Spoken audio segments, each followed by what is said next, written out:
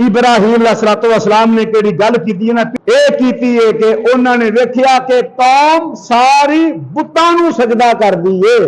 अपने नफे अपने नुकसान की तलाफी उन्हां बुतां कोलों और नफा उन्हां बुतां कोलों। वो बुत कौन हन बई? वो बुत हन उस दौर दे नेक लोग सन जेड़े दुनिया तो चले गए हन। उस जमाने दे नेक लोग, अच्छे लोग हन, साले।